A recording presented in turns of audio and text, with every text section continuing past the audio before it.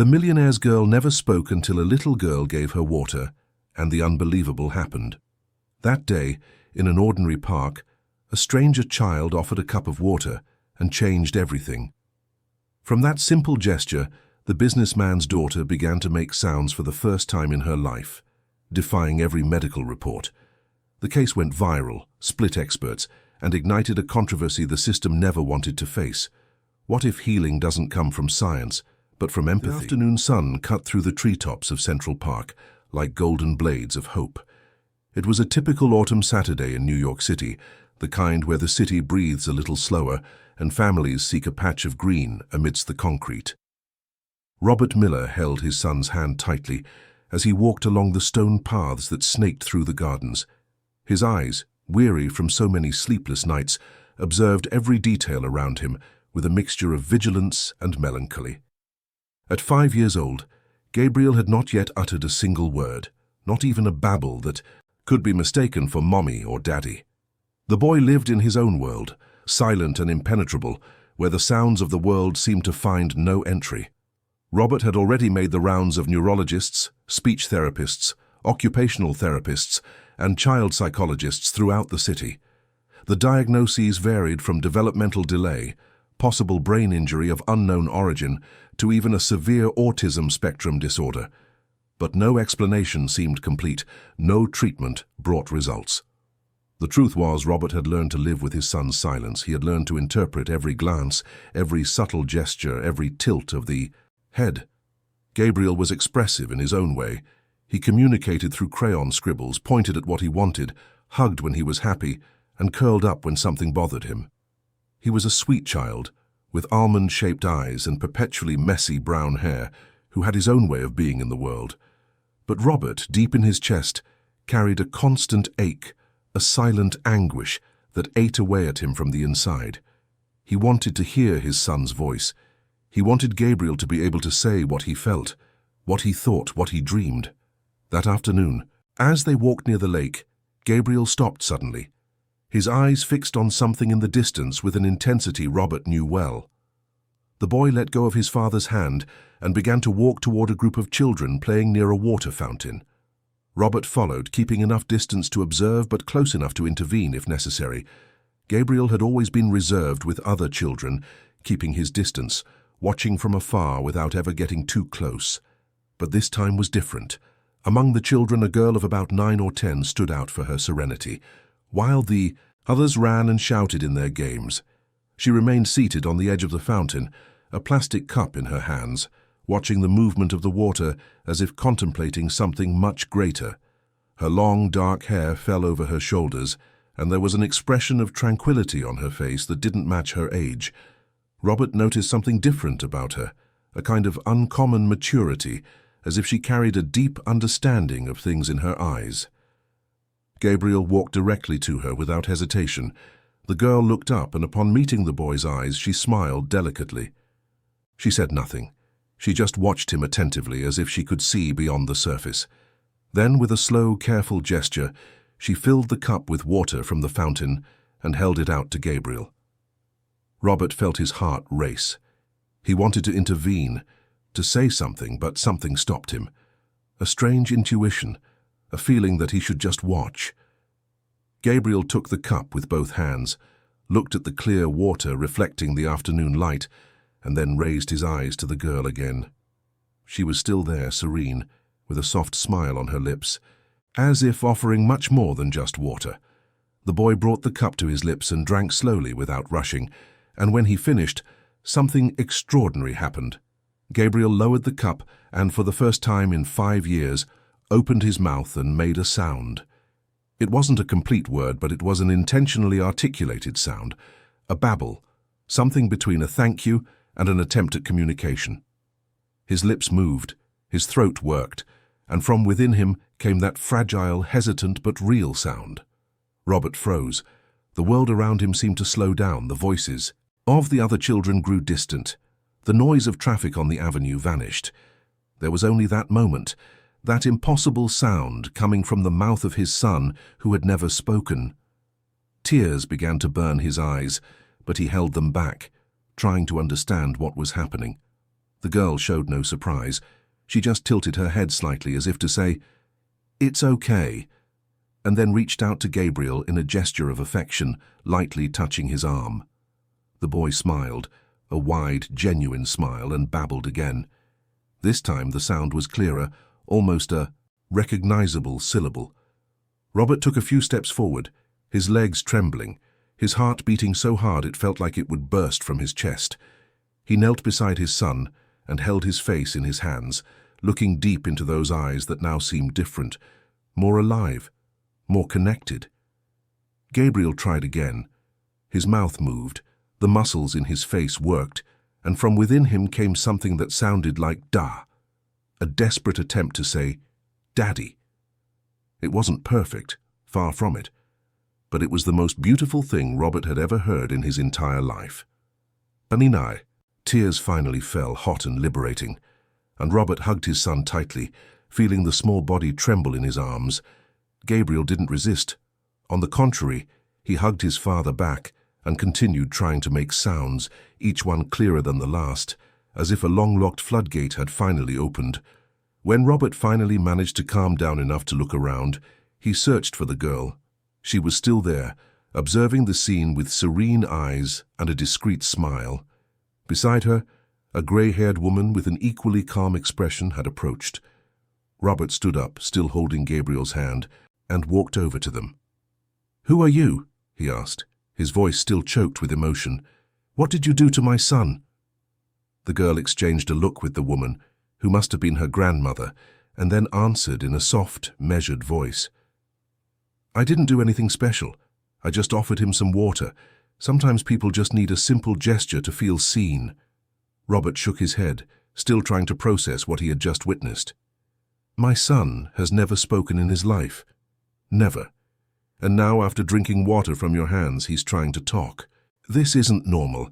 Please explain to me what happened." The grandmother stepped forward and placed a hand on the girl's shoulder in a protective gesture. "My name is Constance, and this is my granddaughter, Helen. We can't explain what happened, sir. Helen has always been this way, sensitive. She notices things other people don't.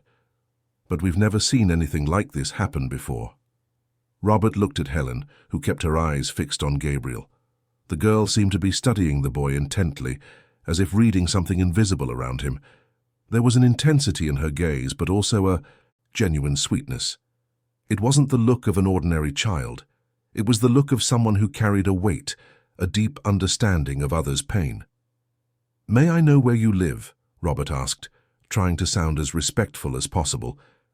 "I need to understand what happened. I need to know if this will continue, if my son will really start to talk.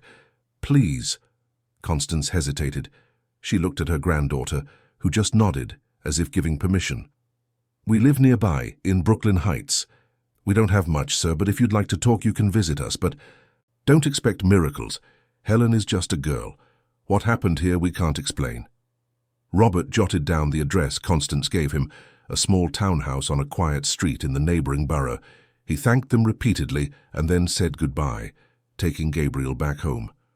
The entire way the boy continued trying to make sounds, babbling loose syllables, testing his own voice like someone trying out a musical instrument for the first time. Robert drove in a state of shock, his mind buzzing with unanswered questions. That night, after putting Gabriel to bed, Robert sat for hours in the living room, staring into space, trying to process what had happened. He pulled out his phone and started searching the internet for similar cases, spontaneous healings, inexplicable connections between people. He found accounts of alternative therapies, stories of mysterious cures, but nothing that precisely resembled what he had witnessed in the park. What intrigued him most was not just that Gabriel had started making sounds, but the way it had happened. It hadn't been gradual. It hadn't been the result of years of therapy. It had been instantaneous, as if a switch had been flipped inside his son. And all because of a simple, almost banal gesture, a cup of water offered by a strange girl. Robert spent the next week torn between hope and fear. Gabriel continued to progress. Every day he made new sounds, tried to form words, and his facial expression became more animated, more connected with the world around him. The therapists who had been working with the boy were dumbfounded. They said it was impossible. that in 5 years of treatment they had never seen anything like it, that they would need to review all previous diagnoses. The following Thursday, Robert couldn't take it anymore. He took the address Constance had given him and went to the townhouse in Brooklyn Heights. It was a simple house with a white-painted facade and small windows with grills, surrounded by a modest but well-kept garden. He rang the doorbell, his heart racing, not knowing exactly what he was going to say. Constance opened the door and recognized him immediately. "Come in, Mr. Miller. We were expecting you." The house inside was cozy, with old but well-maintained furniture, the smell of fresh coffee and shelves full of books. On the walls, framed children's drawings, all made by Helen, as Constance explained. They were different drawings, full of vibrant colors and abstract shapes that seemed to express emotions more than represent objects. Helen was sitting at the kitchen table doing her homework. She looked up when Robert entered and smiled shyly. "How is Gabriel?" she asked, her voice carrying a genuine concern. "He's well. Better than ever, actually," Robert replied, pulling up a chair and sitting at the table. "He's trying to talk every day. The doctors are shocked. They can't explain what happened." Helen lowered her eyes to her notebook, her face flushing slightly. "I can't explain it either. I just felt that he needed something. Something simple, a connection." Robert looked at Constance, who was pouring coffee into delicate porcelain cups. "You said Helen has always been sensitive. What exactly does that mean?" Constance sighed, sitting down at the table as well. "Since she was very little, Helen has perceived things. I don't know if it's intuition, empathy, or something more. She feels when people are sad, when they're suffering, even if they don't say anything. And she has a way of being present, of offering comfort that seems to calm people, but nothing like what we saw in the park had ever happened before." "And you?" Robert looked at Helen, who kept her eyes fixed on her notebook. "Did you always know you had this gift?" Helen lifted her face, and for the first time, Robert saw a shadow of sadness in her eyes. "I don't know if it's a gift. Sometimes it feels like a burden. I feel so much, Mr. Miller. I feel people's pain as if it were my own. It's exhausting. But when I can help, even just a little, I feel good. It's like this is what I'm here for." The girl's words hit Robert like a punch to the gut. There was a maturity in those sentences that didn't match her age, a profound understanding of purpose and pain that most adults took a lifetime to develop, if they ever did. He took a deep breath and gathered the courage to make the proposal he had been mulling over all week. "I wanted to offer you something, not as payment, because this is priceless, but as a way to give back. Do you need anything? Financial help? Access to better schools for Helen? Anything? I have the means to help, and I would very much like to do so." Constance and Helen exchanged glances. The grandmother seemed hesitant, but the girl nodded gently. "We don't need money, Mr. Miller. We live simply, but we don't lack for anything. But if you really want to do something, maybe you could help us better understand what happened. Maybe there are other children like Gabriel who are trapped inside themselves and just need a connection. If we can understand what happened, maybe we can help other people." Helen's proposal surprised Robert. It wasn't what he had expected. Most people in a situation of need would accept financial help without hesitation. But Helen and Constance were not ordinary people.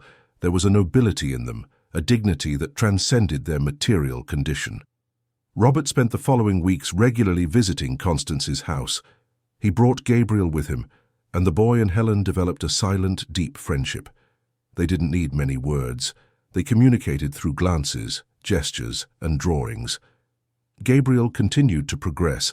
Words started to come out more clearly, and the therapists confirmed that the brain injury, previously considered permanent, seemed to have simply disappeared in the most recent scans. It was scientifically impossible, but it was happening. Robert, who was a successful advertising executive with contacts in various fields, began talking to neurologists, psychologists, and researchers about Gabriel's case. Everyone was fascinated, but also skeptical. Some suggested the previous diagnosis was wrong, others spoke of spontaneous remission, and there were even those who mentioned the placebo effect. But no explanation seemed completely satisfactory. It was Constance who suggested they visit an institution that cared for children with severe emotional trauma and developmental blocks. "If Helen really has this gift, maybe we can try to help other children," she said, with a mix of hope and caution in her voice. Robert agreed immediately. He contacted the Rebirth Support Home, an institution located in the Bronx that housed children who were victims of difficult situations, many of them with deep emotional blocks. The director, an experienced psychologist named Vera, agreed to meet them, albeit with reservations. "I don't believe in miracles, but I do believe in empathy," she said on the phone. "If you can bring a little affection to these children, you are welcome." The next morning, Robert, Helen, and Constance arrived at the Rebirth Home. It was an old but well-maintained building with colorful walls and children's drawings scattered everywhere. The children were in the yard, some playing, others just sitting in isolated corners, staring into space with distant expressions. Helen observed each of them attentively. Her eyes slowly scanned the area, as if she were feeling the energy of the place. Then she pointed to a girl of about 6, sitting alone under a tree, hugging her knees and rocking back and forth. "Can I talk to her?" Helen asked Vera. The psychologist hesitated. "That's Sophia. She was found in a very difficult situation a year ago. She hasn't spoken since. She doesn't interact. She lives in her own world. We've tried everything." Helen didn't wait for more permission. She walked toward the girl with slow, delicate steps, like someone approaching a frightened animal. She sat down next to Sophia without saying anything, just staying there, breathing in the same rhythm, watching the leaves fall from the tree. Robert and Constance watched from a distance, along with Vera, who had her arms crossed and a skeptical expression on her face. After long minutes of silence, Helen took a small water bottle from the backpack she always carried. She filled a plastic cup and offered it to Sophia. The girl didn't react at first, but after a few seconds, she turned her head slightly. Her eyes met Helen's, and something passed between them. A silent understanding, an invisible connection. Sophia took the cup with trembling hands and drank slowly. When she finished, she lowered the cup and sat still, looking at it as if seeing something extraordinary. Then, for the first time in a year, she opened her mouth and whispered a single word. "Thank you." Vera let out a muffled gasp, covering her mouth with her hand. Robert felt the same shock he had, felt in the park that fateful afternoon. Constance just tilted her head, as if confirming something she already knew. Helen simply smiled, held Sophia's hand gently, and stayed there, sitting beside her, in a silence charged with understanding and affection. And in that moment, Robert knew that this was just the beginning of something much bigger, something that would change not only Gabriel's life, but the lives of countless other children who were trapped inside themselves, waiting for a simple gesture, a sincere look, a genuine presence to make them feel they were not alone in the world. The weeks following that first encounter at the Rebirth Home transformed the lives of everyone involved in ways no one could have predicted. Sophia, the girl who had been silent for an entire year, began to express herself through timid whispers and gradually with short but meaningful sentences. The institution's staff was bewildered. Vera, the psychologist who had received the group with skepticism, now looked at Helen with a mixture of astonishment and scientific curiosity. Robert began visiting the Rebirth Home regularly, always accompanied by Helen and Constance. Gabriel, who was now forming simple sentences and communicating better each day, also came along. The boy had developed a special affection for Helen, following her everywhere and trying to imitate her delicate gestures when she approached the other children. It was as if he had become a little apprentice, absorbing not only words, but also that unique way of being present that Helen naturally possessed. Robert's home, a spacious apartment on the Upper West Side, with a view of the New York City skyline, began to receive frequent visits from Constance and Helen. At first, they were brief meetings to discuss Gabriel's progress and plan the next visits to the institutions. But over time, those visits became longer, more intimate, and the bond between the two families deepened in a natural and inevitable way. It was on one of those afternoons while they were having coffee on the apartment's balcony and watching the sunset paint the sky in shades of orange and purple that Robert made a proposal that had been maturing in his heart for weeks. "Constance, Helen," he began, choosing his words carefully. I know you have your own life, your own routine, and I don't want to disrespect that in any way. But I'd like to offer something. I have a spare room here in the apartment. It was my brother's, who has been living abroad for years. You could use this space whenever you want, spend a few days here, make the logistics of visiting the institutions easier. It would be more practical for everyone. Constance looked away, watching Helen, who was sitting on the living room floor playing with Gabriel. The girl was assembling a puzzle with infinite patience while the boy tried to help, babbling words of encouragement. Mr. Miller, the woman's voice was soft but firm, I am immensely grateful for your generosity, but I can't simply accept charity. We have our home, our dignity. It's not charity, Robert quickly interjected. It's an exchange. Helen is giving my son his life back. She's helping dozens of children who were lost. I have the space, I have the resources, and it would be an honor to be able to give back in some way. I'm not asking you to abandon your home, just to have a place here as well, to facilitate the work you're doing. Helen looked up from the puzzle and glanced at her grandmother with those deep eyes that seemed to understand far beyond words. Grandma, I think it would be good. That way we could help more children, and I like being here. I feel at peace. Constance sighed deeply, and Robert noticed there were unshed tears in her time-worn eyes. The truth was, maintaining the house was becoming financially difficult. The pension she received barely covered the bills, and she constantly worried about Helen's future. But accepting help had always been hard for her, having raised her granddaughter alone with pride and determination. "All right," she finally said, her voice trembling slightly, "but on one condition. We will contribute what we can. I can cook, take care of the house, help with Gabriel. I will not accept living here as a passive guest." Robert smiled, relieved and happy. "Deal. And actually, it would be great to have someone cooking here. My culinary skills are limited to ordering food from an app." The move happened gradually. First it was just a few clothes in a small suitcase, then books, personal belongings, and finally Constance and Helen began to divide their time between the townhouse in Brooklyn Heights and the apartment on the Upper West Side. Living together revealed nuances of each person that were previously invisible. Robert discovered that Constance possessed an impressive folk wisdom, knew old recipes, family stories, and had a way of looking at life that brought a comfort he hadn't felt in years. Helen, in turn, flourished in this new environment. She had her own room with a large window overlooking the park, access to books, art supplies, and a space where she could express herself freely. But what transformed her most was the opportunity to help more children. The list of institutions wanting to host them grew each week. It was Vera who suggested they run more detailed medical tests on Gabriel. "We need to document this properly," she told Robert during a visit to the rebirth home. "If what seems to be happening is really happening, the medical community needs to know. It could be revolutionary." Robert agreed, though a part of him feared the tests would reveal it was all just a coincidence, a previous misdiagnosis, or something that could discredit what was happening. He scheduled appointments with the best pediatric neurologists in New York, brought all of Gabriel's previous scans, and subjected his son to a new battery of tests. The results came back 2 weeks later, and they were simply impossible to explain.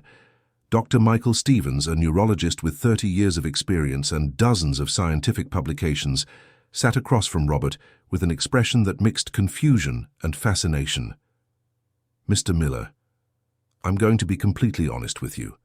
I reviewed all of Gabriel's previous scans, including the MRIs from 2 years ago. There was a clear lesion in Broca's area, which is responsible for speech production.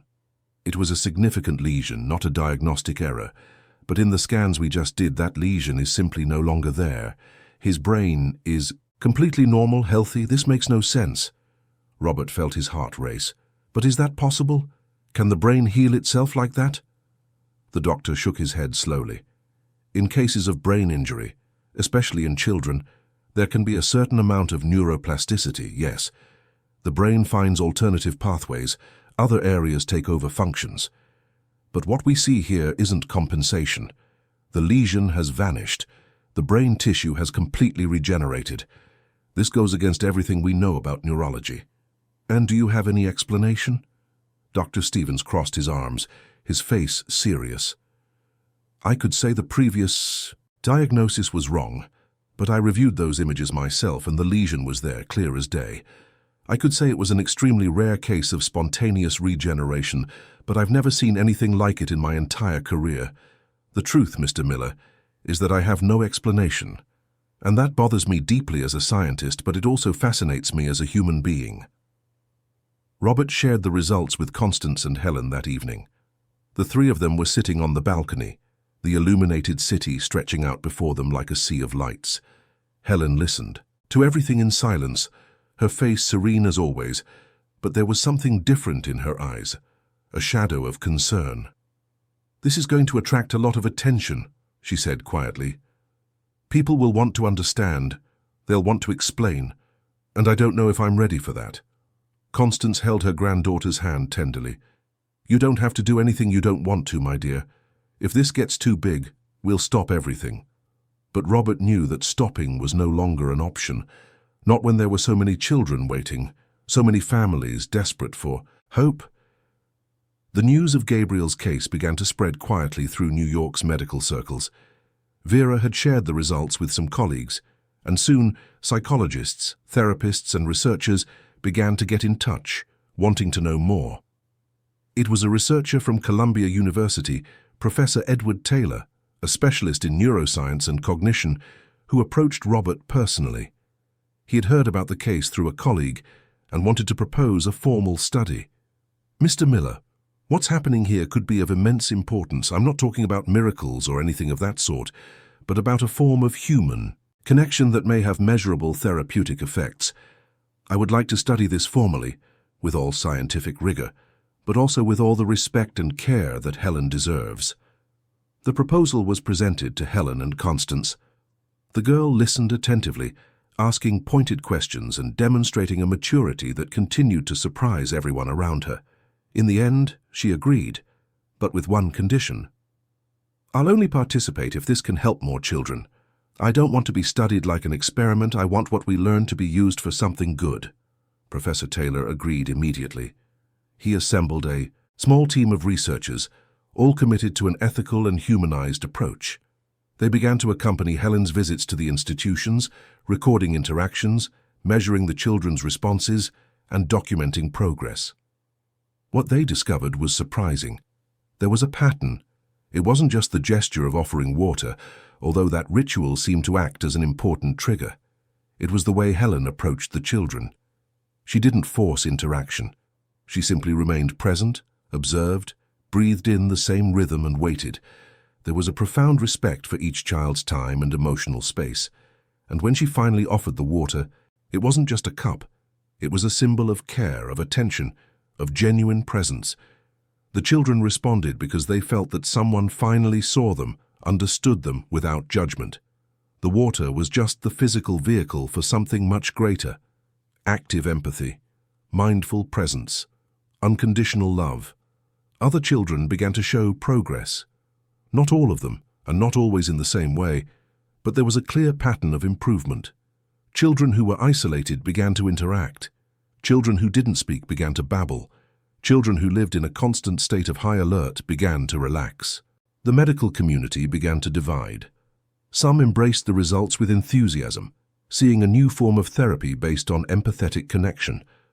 Others remained skeptical, claiming the results were anecdotal, that scientific rigor was lacking, that there were too many uncontrolled variables. And then came the media. A journalist from a major New York news portal heard the story through a contact at the university. He published an article titled "The Girl Who Heals with Water," filled with sensationalism and speculation. The story went viral on social media within hours. Robert's phone wouldn't stop ringing. Reporters wanted to interview Helen. Television shows wanted to do special reports. Desperate families from all over the country began to reach out, asking for help. It was absolute chaos. Helen, who had always been a calm and serene child, began to show signs of stress. She started having trouble sleeping, waking up in the middle of the night with anxiety attacks, and developed a constant tension in her shoulders. Constance was extremely worried. Robert realized he had underestimated the impact all this attention would have on the girl. "We need to protect Helen," he told Constance one night after the girl had finally managed to fall asleep after hours of restlessness. "This is getting too big, too fast," Constance agreed, her face marked with worry. "She's just a child, a special child, but still a child. And we're putting the weight of the world on her shoulders." It was Vera who suggested a temporary solution. "Take a break from the public visits. Let the researchers continue their work analyzing the cases already documented, but shield Helen from the exposure. She needs to be a child before she is anything else." The decision was made jointly. Robert gave a short objective interview to a single media outlet, explaining that Helen was a 10-year-old girl who needed privacy and protection, that the work being done was being studied academically, and that for the time being there would be no more public appearances or sessions. He asked for respect and understanding. The reaction was mixed. Some people understood and respected their decision. Others accused Robert of hiding Helen to profit from the story later. Social media filled with conspiracy theories, from allegations of charlatanism to speculation that Helen had supernatural powers. But Robert, Constance, and Helen stood firm in their decision. The girl's well-being was the priority. Professor Taylor and his team continued to work discreetly, analyzing the data they had collected, trying to understand the mechanisms behind what was happening. It was during this period of relative seclusion that something unexpected happened. Gabriel, who was now speaking with impressive fluency for a child who had been completely non-verbal months earlier, began to show an interest in helping other children. He would ask to visit the rebirth home, wanted to bring drawings for the other kids, and tried to imitate Helen's gestures when he played with them. Robert watched this with a mixture of pride and apprehension.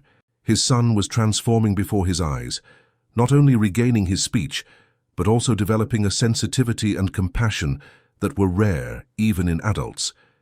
It was as if the connection with Helen had awakened something deep within him.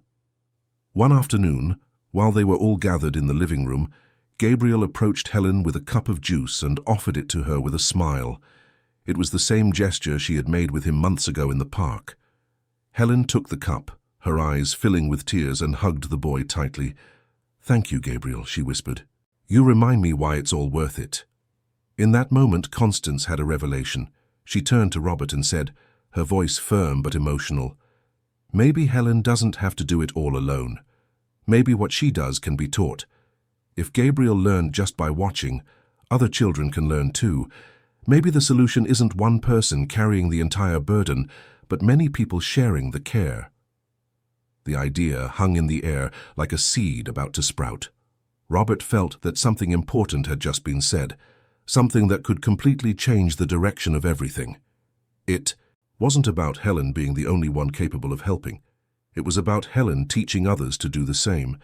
It was about multiplying that capacity for connection, empathy, and presence. And that's when the idea for the foundation was born. It wouldn't be an institution dependent on a single person. It would be a place where professionals and children could learn to replicate that method of structured empathy, where care was shared, where no one had to carry the weight of the world alone. Robert, who had experience in project management and knowledge of the non-profit sector through volunteer work, began researching how to create a foundation. He spoke with lawyers, accountants, and non-profit specialists. Professor Taylor offered to help on the scientific side, ensuring there was methodological rigor in everything. 3 months after that first visit to Central Park, in a small discreet ceremony held in Robert's own apartment, the Rebirth Foundation was officially created, an organization dedicated to studying, teaching, and replicating methods of empathetic connection to help children with emotional trauma and developmental blocks. Helen was present, but not as the protagonist. She was one of the founders, yes, but the foundation was bigger than her. It was about all the children who could be helped, about all the professionals who could learn, about all the families who could have hope. That night, after all the guests had left and the house returned to silence, Helen sat on the balcony with Constance. The New York sky was clear, a rare privilege, and a few stars managed to shine through the city's light pollution. "Grandma," Helen said quietly, "I'm afraid I won't be enough, that I'll disappoint people." Constance held her granddaughter's hand, her touch firm and comforting. You are already more than enough, my dear. And now, you're not alone. We have a team, we have support, we have a structure. Your mission is not to save everyone, your mission is to inspire others to care. And you're already doing that. Helen nodded, but the weight was still there, invisible but present. She knew this was just the beginning, that bigger challenges would come, tougher questions, moments when everything would seem to fall apart. But she also knew she was no longer alone. And maybe, just maybe, that was enough to keep going. The 6 months following the establishment of the Rebirth Foundation were a period of intense growth and at the same time mounting tensions. What began as a small project, monitoring a few children, quickly expanded into something much larger. 3 support institutions in New York were already partnering with the foundation, and the results continued to be astonishing. Not every case showed dramatic improvements like Gabriel's, but there was a clear pattern.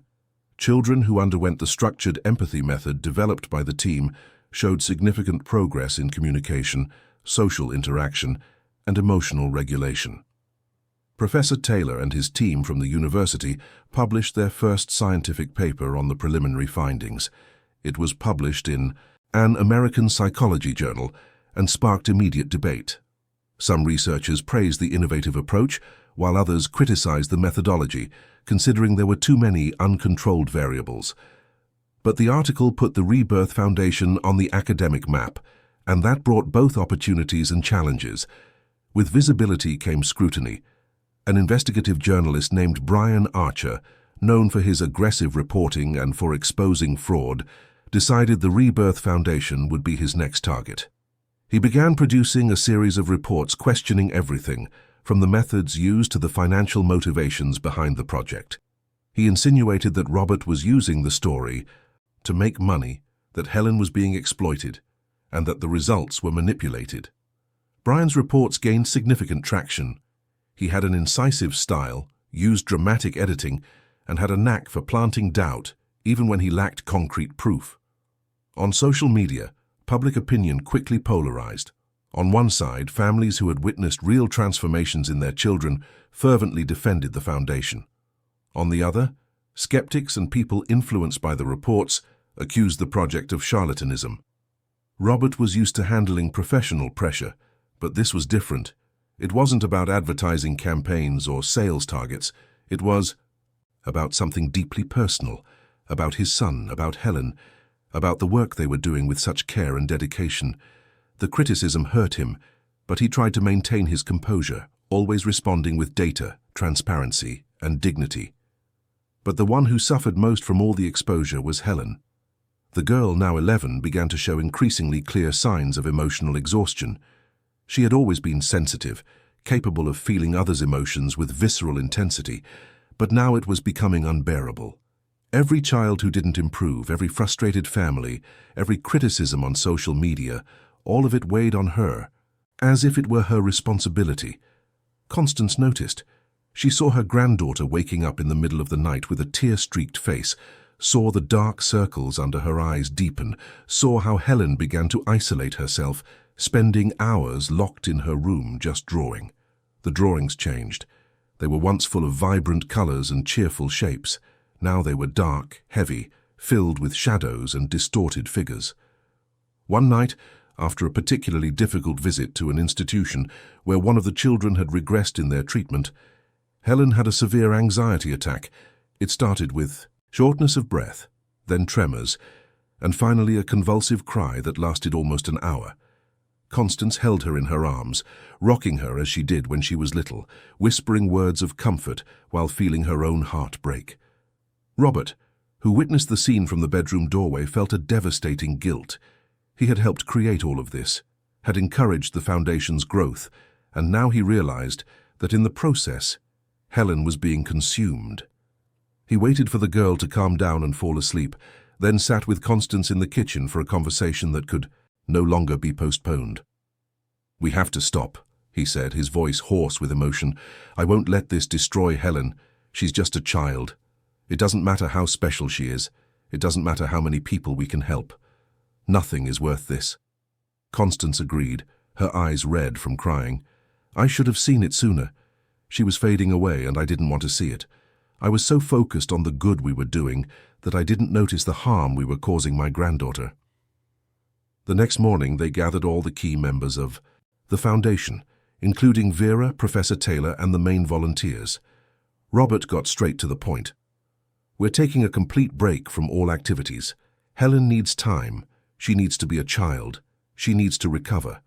We will only continue the research work with the data already collected, but no new sessions for now. The reaction was one of understanding and support. Everyone had noticed Helen's exhaustion, and no one wanted her to suffer. Vera offered to temporarily take over the visits to the institutions, adapting the method without Helen's presence. Professor Taylor suggested the foundation continue to operate, but focused on training professionals to replicate the method, rather than depending on a single person. It was Constance who proposed the idea that would change everything. We need to get out of New York. Go somewhere quiet, far from all this. Just the three of us for a while. Helen needs to reconnect with herself, with nature, with silence. I know just the place. 3 days later, Robert, Constance, Helen, and Gabriel were in a car heading north on I-95 toward the coast of Maine. But they didn't go to the tourist-filled beaches. Constance guided them down increasingly narrow, secondary roads, up hills covered in dense forest until they reached a small village called Seacliff, a quiet fishing community almost hidden between mountains and the sea. The house was simple, an old wooden and clay structure surrounded by native forest on one side and with a view of the ocean on the other. It belonged to a distant cousin of Constance's who had moved to the city years ago and kept the place only as a memory. It had no internet. The television was old and picked up only 2 channels, and cell service was practically non-existent. It was perfect. For the first few days, Helen just slept.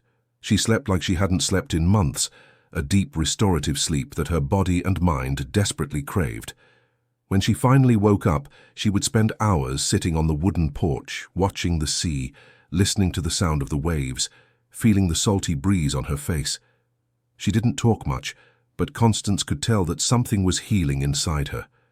Gabriel loved the place. He ran on the beach, played with the local village children, and helped the fishermen pull in their nets at the water's edge. His joy was contagious and brought a lightness to everyone. Robert, for his part, found that slowing down was harder than he had imagined. He was used to the frantic pace of the city, the constant demand for his attention, the feeling of always having to be doing something. But gradually he too began to allow himself to just exist. He fished with the locals, helped fix things around the house, and learned simple recipes from Constance. It was in the second week that Constance finally told her story. It was a warm, humid evening, typical of the coast. They were sitting on the porch after dinner, watching the starry sky that stretched infinitely over the dark ocean. Helen was lying in a hammock, swinging gently, with Gabriel already asleep in her arms. Robert and Constance shared a bottle of cheap wine bought at the village market. "You know, Robert," Constance began, her voice low and nostalgic, "I've never told this story to anyone, not even Helen, but I think it's time." Robert turned to her, attentive. "When I was about Helen's age, maybe a little older, I was different too. I felt things very intensely. I knew when people were sad even if they were smiling. I could tell when someone was going through a hard time just by looking into their eyes, and I had a way of being present that calmed people, just like Helen does." Robert was surprised. "You never mentioned that." "Because I buried it deep inside me a long time ago." Constance took a sip of wine, her eyes fixed on the dark horizon. "I grew up in a very traditional, very strict family. My father was in the military, my mother deeply religious. They didn't understand my sensitivity. They thought it was weakness, a flaw. They said I needed to toughen up, be strong, stop feeling so much. So I did. I learned to stifle my sensitivity, to ignore what I felt, to build walls around my heart." "And did it work?" Helen had silently gotten up from the hammock and was now sitting beside her grandmother, listening intently. Constance turned to her granddaughter, her eyes shining with unshed tears. "It worked in the sense that I managed to fit into society better, get a job, get married, have children. But it made me sick inside, my dear. I spent years suffering from depression, anxiety, insomnia. I felt like I was living a life that wasn't mine, wearing a mask all the time.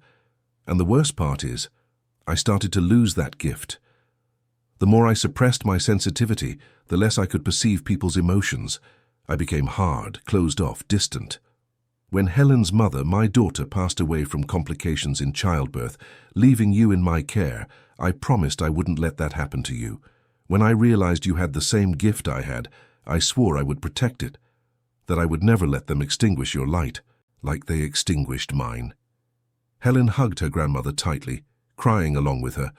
All the weight she carried, all the pressure, all the exhaustion, suddenly made sense. She wasn't alone in this. Her grandmother had gone through the same thing, had chosen a different path, and was now here to guide her. "Grandma," Helen whispered, "how did you get it back? How did you recover it?" Constance smiled through her tears. "When you were born.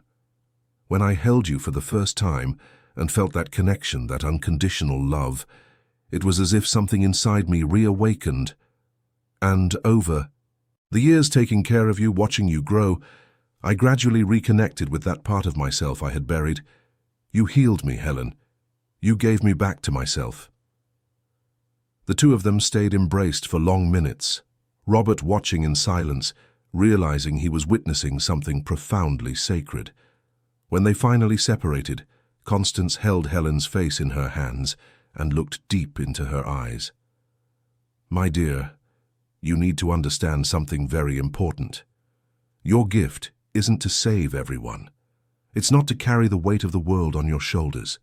Your gift is to inspire other people to care, to be empathetic, to be present. You plant seeds, but you're not responsible for making them all grow. Some will blossom, others won't. And that's not your fault. Your only responsibility is to be yourself, as authentically as possible, and trust that that is enough." The words penetrated deep into Helen. It was exactly what she needed to hear, the permission she didn't know she was seeking. Permission to be human, to have limits, to not be perfect. That night, for the first time in months, Helen slept deeply, without nightmares, without waking in the middle of the night. And when dawn broke, there was something different about her, a lightness, an acceptance. The days that followed were of genuine healing. Helen started drawing again, but now her drawings were different once more. They were no longer dark and heavy, but they weren't naively cheerful like before either. They were complex, full of nuances, showing both light and shadow, but always with a balance, a harmony. Gabriel and Helen spent hours playing on the beach, building sandcastles, collecting shells, chasing the waves. Robert watched in wonder as his son, who months ago couldn't speak, now laughed out loud, told stories, and asked questions about everything. And he also noticed how Helen was becoming a child again, something she had forgotten to be amidst so much responsibility. It was during a hike on the trail, leading to a hidden waterfall in the woods, that Robert and Helen talked alone for the first time since they had arrived in Seacliff. The path was steep, surrounded by ancient trees and the sound of unknown birds. Robert led the way, clearing the path, with Helen close behind, observing everything with attention. "You know, Helen," Robert said without looking back, "I want to apologize to you." "Why?" the girl asked, surprised. "Because I let things grow too fast. Because I was so focused on helping other children that I didn't see I was hurting you. Because in a way, I put you on a pedestal, turned you into something bigger than an 11-year-old girl should be." Helen was silent for a few moments, only the sound of their footsteps on the dry leaves. "It's not your fault, Uncle Rob. I wanted to help too. I let it consume me too. But now I understand I need to do things differently." "How?" Robert stopped and turned to her. "I can't be the only one doing this. I need to teach other people, and I need to learn to protect myself, to set boundaries, to say no when necessary. Grandma showed me that having this gift doesn't mean I have to use it all the time with everyone. It means using it wisely when it really makes sense." Robert smiled, feeling an immense pride for this girl who was wiser than many adults he knew. "You're right, and when we go back, we'll do things differently. We'll transform the foundation into something that doesn't depend on you. We'll train people, create protocols, share the knowledge. You'll be an inspiration, a mentor, but not the sole person responsible." Helen nodded, and they continued walking until they reached the waterfall. The water fell from a considerable height, forming a natural pool of crystal-clear water surrounded by moss-covered rocks. It was a magical, untouched place where nature reigned supreme. They stayed there for hours, swimming, talking, just being. When they returned to New York 3 weeks later, everyone was transformed. There was a peace in Helen that hadn't existed before, a clarity about who she was and what she wanted to do.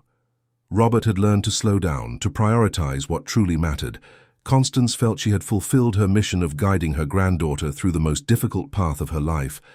And Gabriel, who was growing up too fast, had gained memories of a special time with the people he loved.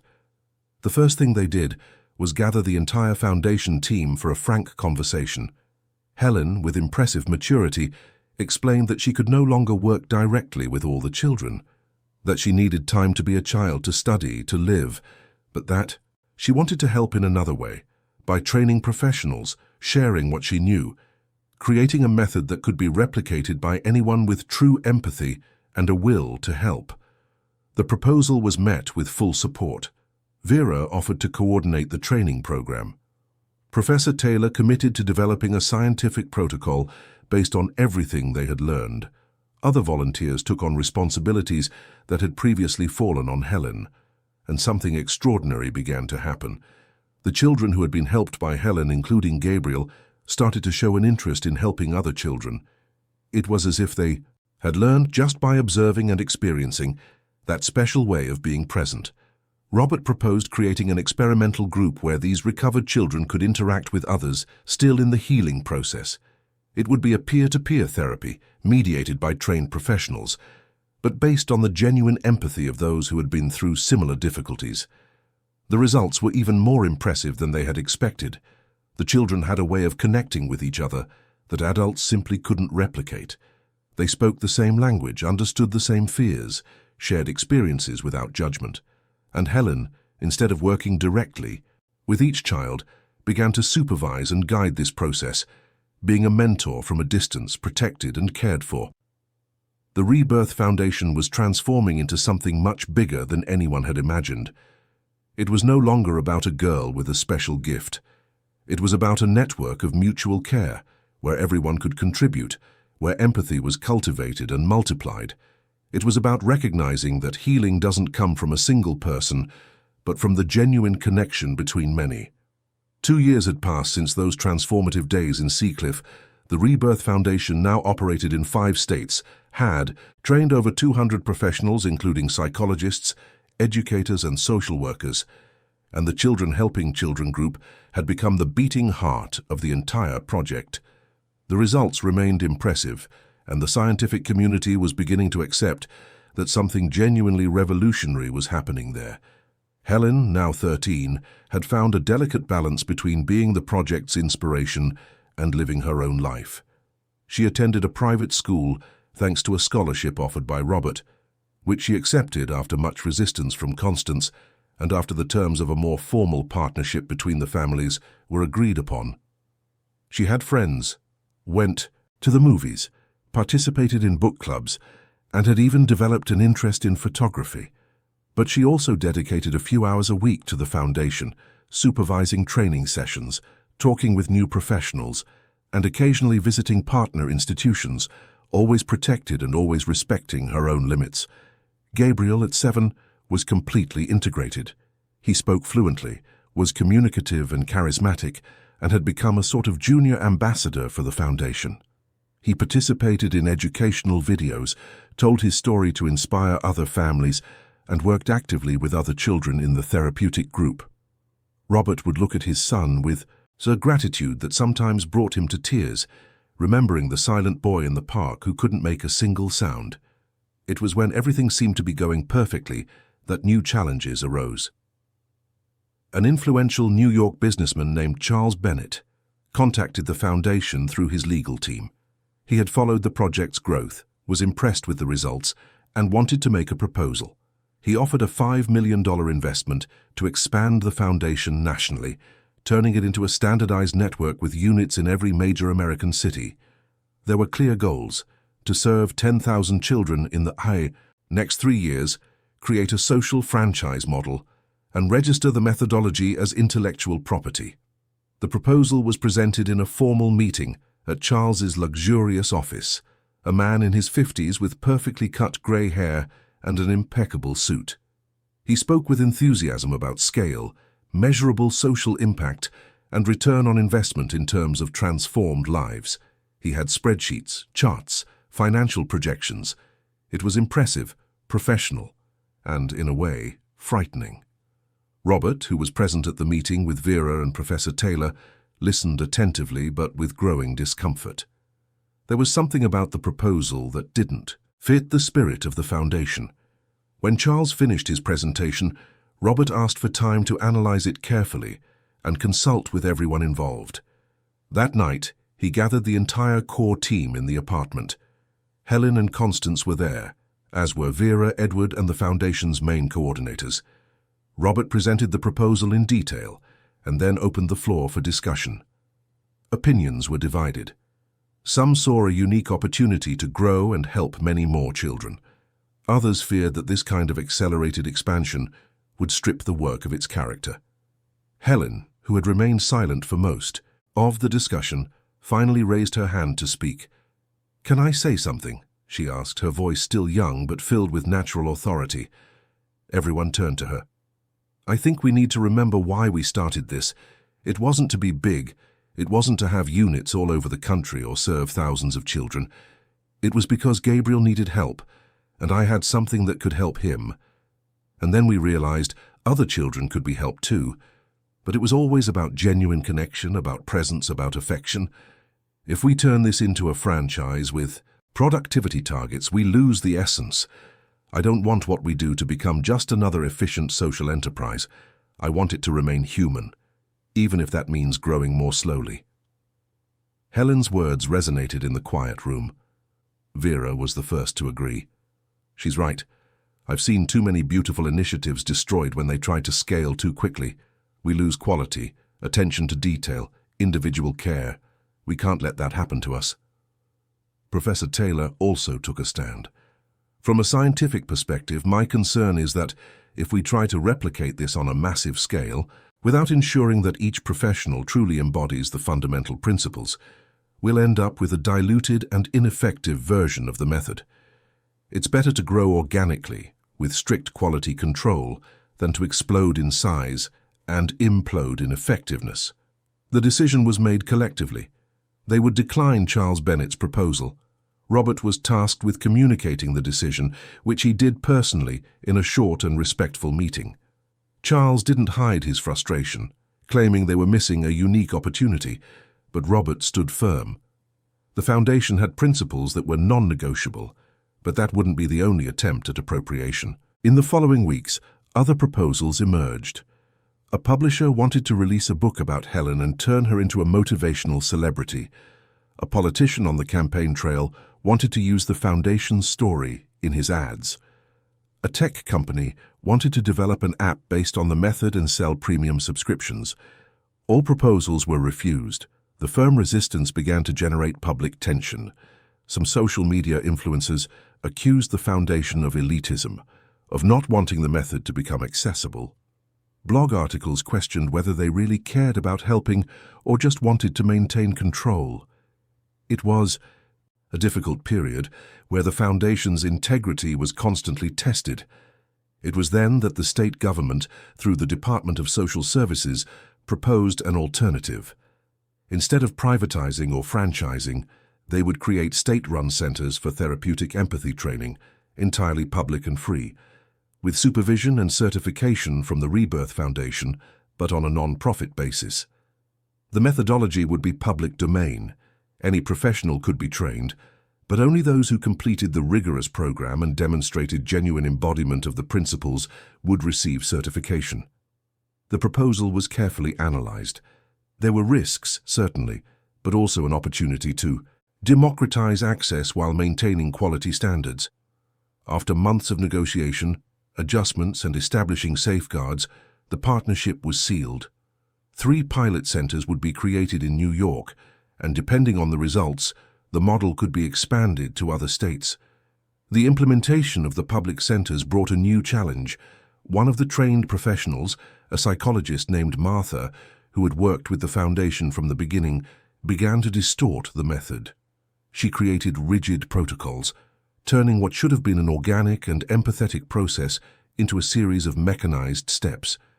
She started pressuring children to show rapid progress, set quantitative goals, and treated the method like a mathematical formula.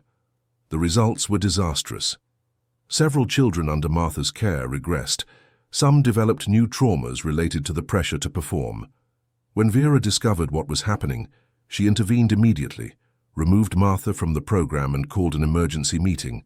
The incident served as a crucial wake-up call. They realized it wasn't enough to train people technically. Constant follow-up, peer supervision, and a culture of collective listening where professionals could question each other constructively were necessary. A new protocol was created. All practice would be regularly reviewed by a peer group. There would be weekly supervision sessions, and any sign of rigidity or mechanization would be immediately addressed. The Rebirth Foundation was not a closed system with fixed rules. It was a living organism, constantly evolving, learning from its mistakes and continuously adapting. Meanwhile, internationally, the work began to gain recognition. Researchers from European universities got in touch, interested in studying the method. An international conference on innovative therapies in childhood trauma invited Professor Taylor to present the results. More robust scientific articles were published in international journals, now with refined methodology and longitudinal data showing the sustainability of the results. Helen was invited to speak at a global event on therapeutic innovation held in Lisbon. It was her first international flight, her first major public appearance outside the US, and she was understandably nervous. Robert, Constance, and Gabriel accompanied her, turning the trip into an opportunity to experience another culture together. The night before her speech, Helen barely slept.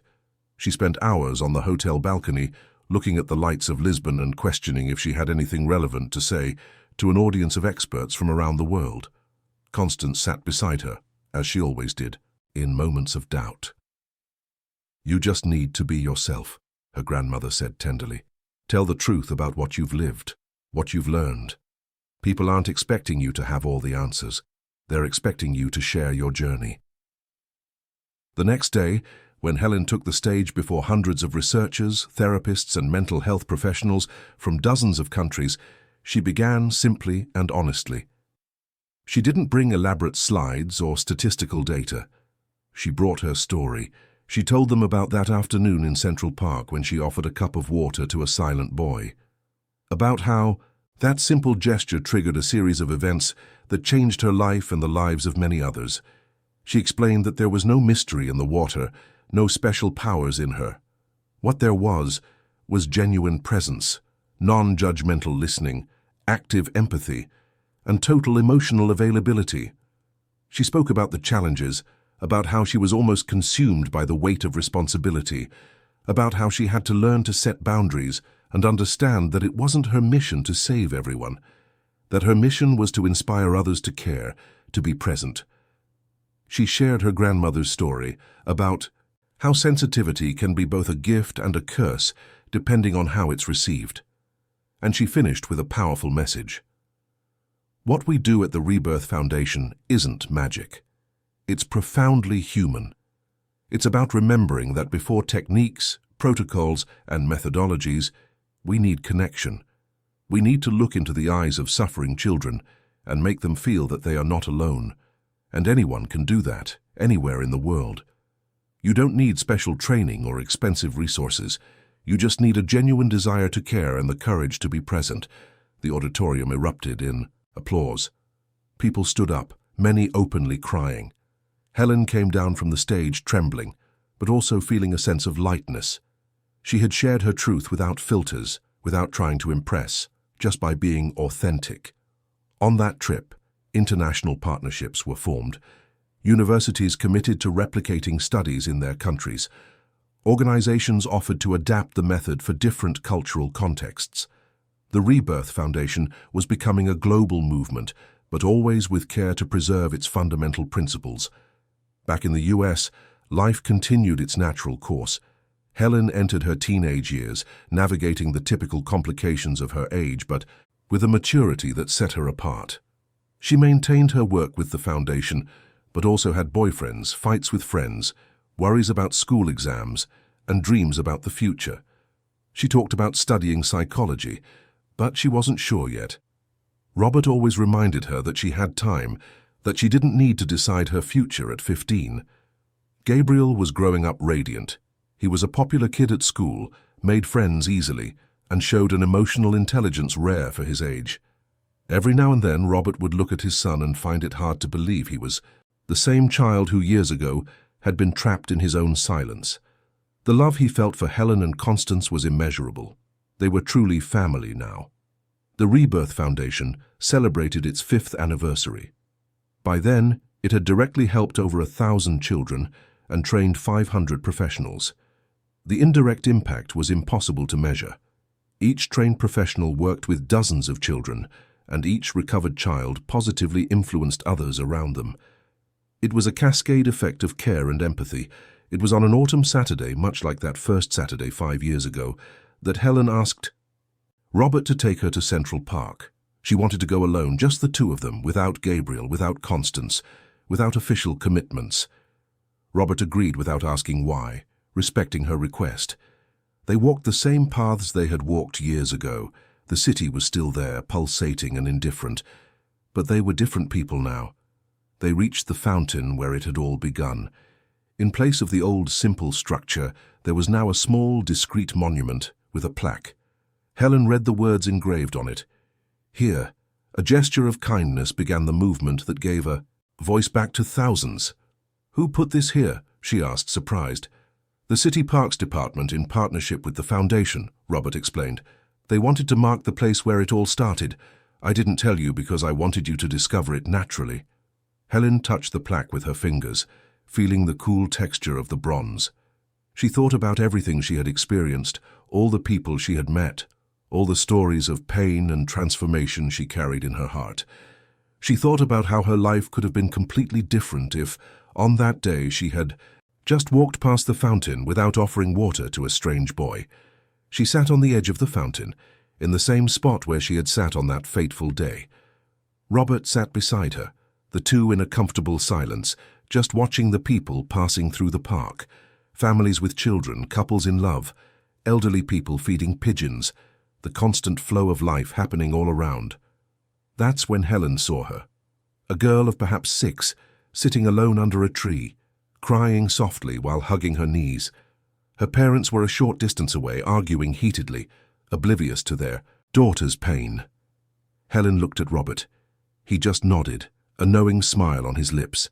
She stood up, filled a disposable cup she always carried in her backpack with water from the fountain, and walked slowly toward the girl. She sat down beside her without saying a word, just staying there, present. The girl lifted her tear-streaked face and met Helen's eyes. "Hi," Helen said softly. "Are you okay?" The girl shook her head, sobs still racking her small body. Helen held out the cup of water. "Want some?" "Sometimes when we're sad we forget to take care of ourselves. Drinking water helps." The girl took the cup with trembling hands and drank slowly. When she finished, she wiped her tears with the back of her hand and whispered an almost inaudible, "Thank you." Helen smiled, lightly touched the girl's arm in a comforting gesture, and simply stayed there in supportive silence until the parents finally noticed their daughter and came to get her. When Helen returned to Robert's side, she had tears in her eyes, but they were tears of gratitude, not sadness. The circle was complete. There, in the very same place where it all began, she had repeated the gesture, not because she had to, not because she had a foundation to represent, but because it was simply who she was, a person who cared, who noticed others' pain and moved to alleviate it with the simple gestures within her reach. "Let's go home," she said to Robert, linking her arm in his. They walked back through the park in comfortable silence.